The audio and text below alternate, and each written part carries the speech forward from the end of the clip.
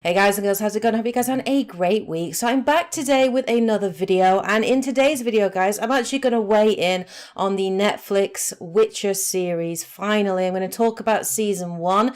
This will be a completely spoiler-free review, so for those of you that haven't seen it yet, don't worry. I'm just going to generally give my impressions on the first season and what I thought about it. For those that have been waiting for this video for quite a while, and I know there are many of you, I want to thank you of course for your patience. I obviously have been really busy since the Christmas period, just with family and then uploading lots of content as you guys have seen on my channel. So it's the first time I've really had to sit down, get my thoughts together and record it. I will be doing another more in-depth spoiler review where I will actually be talking about specific details in the first season, and I will be comparing the Netflix series to the books and talking about the differences and changes and what my opinions are and thoughts are on that. But in today's video, let's just weigh in on season 1 and generally what my thoughts are on it. So I have watched all 8 episodes and I'm gonna give my impressions right now. So what did I generally think of it? Well, you guys know I am a massive Witcher fan. I have played all of the games, the first, second and third game, the third of which is probably one of my all-time favorite RPGs. And I have read some of the books, not all of them, but I have read about the first 3 or 4 books. And I did actually get bought the series for Christmas, and I am in the middle of reading them as we speak. And so I am a massive Witcher fan. So I have really high expectations, really high standards, and I was really hoping that the Witcher Netflix series would do justice to the source material. So do I think it did do justice? Well, yes, in some ways, absolutely I did. And in other ways, the season could have been better, and I will talk about those in this review. But I want to start off by saying that I actually did really genuinely enjoy the series from the perspective of a fan. It was great to see Geralt of Rivia brought to life. I thought Henry Cavill did an absolutely brilliant job, and I will talk about that in more detail. But I did really enjoy seeing moments from the first 2 books. We do know that season 1 is made up of the first 2 books, The Last Wish and The Sword of Destiny. These are a collection of short stories, and the writers and producers for the series took chapters from that, specific stories from that, mix them up and try to sort of make them into a cohesive storyline. Now, they didn't entirely succeed. In some ways they did, in other ways they didn't, but I still really enjoyed the experience of it, and I still really enjoyed seeing the Witcher world on the small screen. I loved seeing it brought to life. I did actually really enjoy it. So The Witcher, generally, the first season covers the story of the 3 main characters, which is obviously Geralt of Rivia, the Witcher, Yennefer of Vengerberg, and also Ciri or Cirilla of Cintra. And it basically covers those 3 storylines throughout the first season. Geralt's storyline is more true to the books, so it kind of takes particular chapters and short stories from the books and puts those center stage. So he does feature quite heavily in a number of episodes, and they kind of feel more like sort of the monster of the week sort of series. There's no cohesive storyline or character development to it, but we get to see little snippets of Geralt. We get to see snippets of his views on things. We get to see snippets of what it is to be a Witcher, and we get to see elements of sort of monster hunting in that, and we do get to see moments of his humor and some of his relationships. We get a little bit of that as well. Then we have Yennefer. I thought Yennefer's story was probably the most interesting out of the 3 storylines that exist in the first season. I really enjoyed what they did with Yennefer. I thought they did a very good job. I thought that Anya Chalotta, the actress that was cast for the role, was actually perfect casting. I thought she did a brilliant job playing Yennefer. I really enjoyed her whole story arc in the first season. And it was really cool to see them really expand upon that. I'm not going to go into too much detail about sort of that, what is covered in terms of Yennefer in the books, because I'll cover that in my next video and how they handle it differently. But I really enjoyed her story arc, from kind of seeing her origins and seeing how she is abused and mistreated, to eventually learning to control her power and coming into her own and looking at her transformation into an incredibly powerful and beautiful sorceress. And I think her story arc is really kind of quite tragic, but also quite beautifully told as well.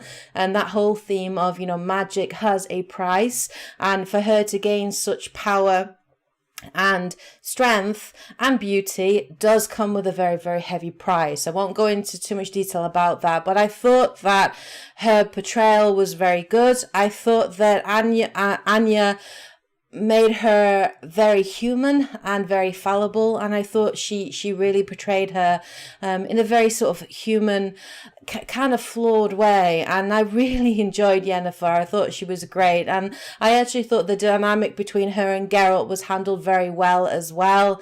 And I really enjoyed, any time that Geralt and Yennefer were on screen, I really enjoyed those moments in the TV series. And then finally we have Ciri.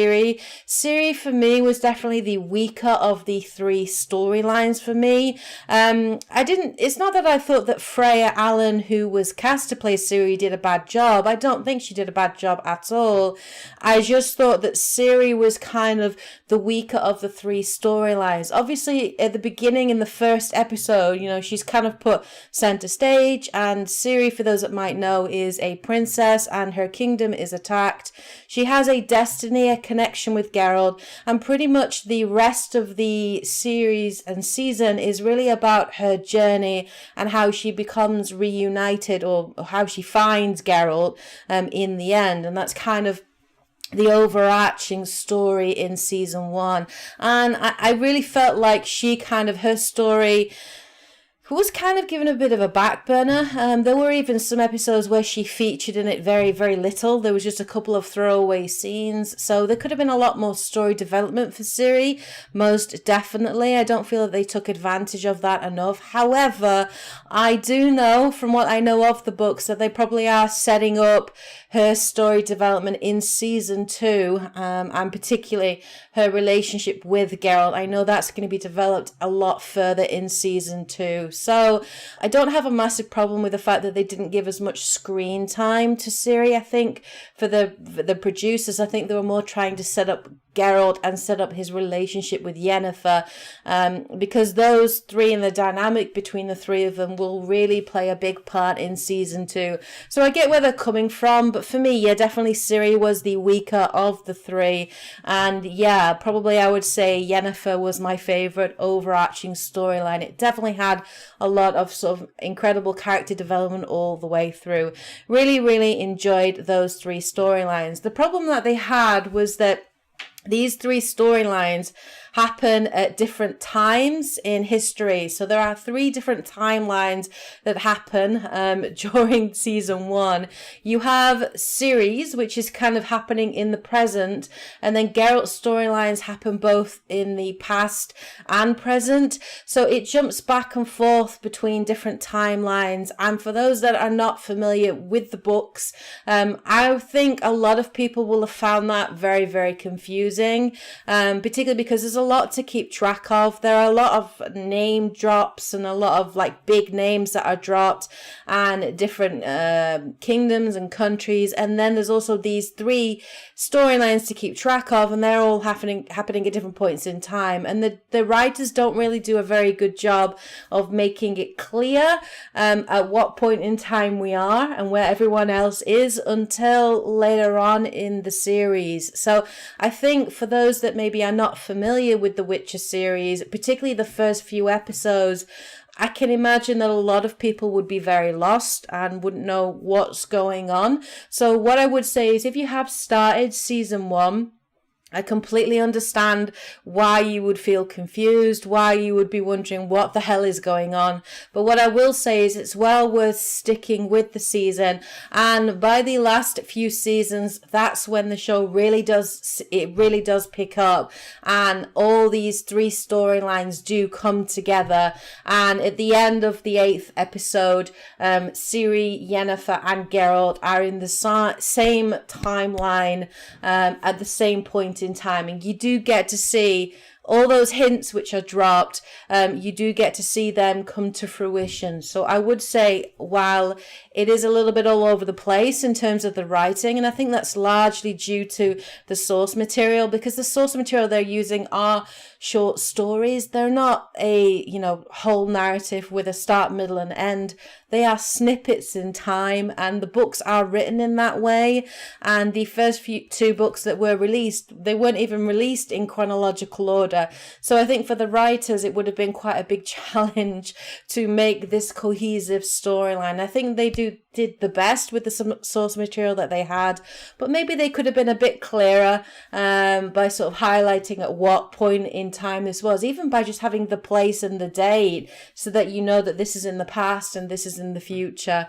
But the writers did say that they thought that their audience would be smart enough to be able to put that together. But I think you'd have to be quite patient and really stick with it to sort of see the fruits of that. So what did I think of Henry Cavill's portrayal of Geralt? I actually thought his portrayal of Geralt was really good.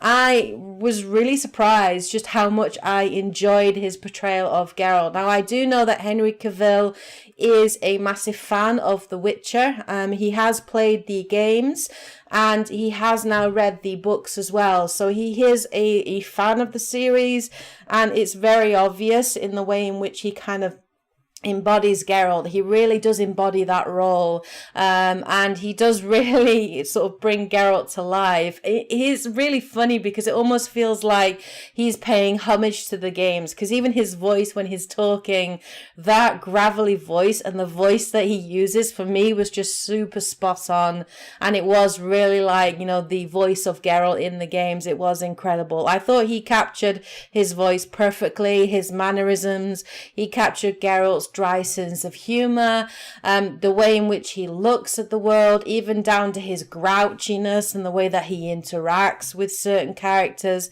There were certain elements, certain things he did do in the TV series that I didn't like, that was different to the books, and I will talk about that in my spoiler detailed review. But generally speaking, I thought Henry Cavill did a very, very good job, and it was really cool to see him as Geralt. I think it probably was my favorite portrayal that he's had, compared to his previous roles in Superman and that kind of thing. So I thought he did a really, really good job. I also thought the show had a really good cast of minor characters as well. I thought the casting actually was really good. There were some casting decisions I disagreed with.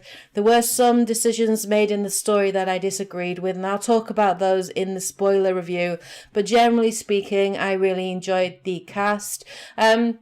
At first, I wasn't sure about the guy that was cast to play Jaskier, who is Dandelion in the games.